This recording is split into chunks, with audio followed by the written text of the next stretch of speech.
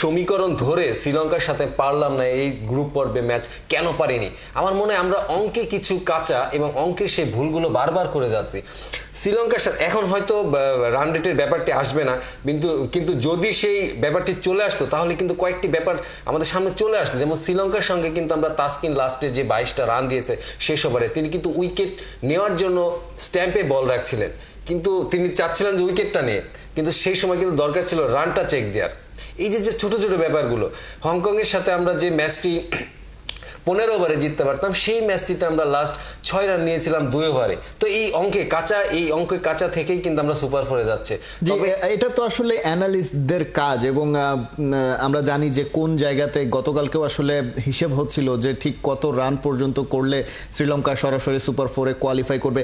আপনি সানাত জয়সুরিয়ার কথা বলছিলেন, তিনি ডাগ আউটে আসলে 2024 সালের অলমোস্ট 1 ইয়ারের বেশি সময় ধরে তিনি শ্রীলঙ্কার নেতৃত্ব দিচ্ছেন, শ্রীলঙ্কার কোচিং প্যানেলে রয়েছেন হেড কোচ হিসেবে। সেখানে আসলে জয়সুরিয়াই কি আসলে সেই অ্যানালিসিস গুলো করেন, নাকি বাংলাদেশ এই যে অঙ্কগুলো করছে সেগুলো আসলে বাংলাদেশের এরকম একজন গণিতবিদের অভাব রয়েছে দলে?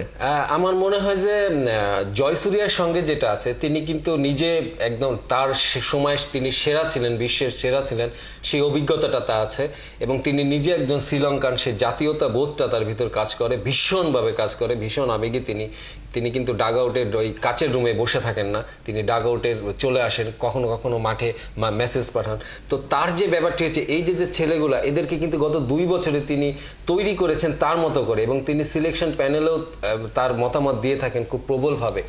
সব কিছু মিলিয়ে একজন সনাত জয়সুরিয়া, আমি জিজ্ঞাসা করেছিলাম আবুধাবিতে শ্রীলঙ্কান যে ক্রিকেটার যে কামিলের কাছে, যে এই জয়সুরিয়ার উপস্থিতি আপনাদেরকে কতটা অনুপ্রাণিত করে। তারা কিন্তু একটি কথা বলেছেন, ড্রেসিং রুমে তিনি একটি কথা আমাদের বলে থাকেন, তুমি তোমার খেলাটা এনজয় করো, তোমার মতন করে এনজয় করো, তোমার ভিতরে সেই পোটেনশিয়ালটা আছে। এই যে বারুদটা বের করে নিয়ে আসার ব্যাপারটা, এটা আমার মনে হচ্ছে আমাদের বাংলাদেশ দলে একজন সাবেক ক্রিকেটারের মতন কাউকে একটু মিসিং করছি।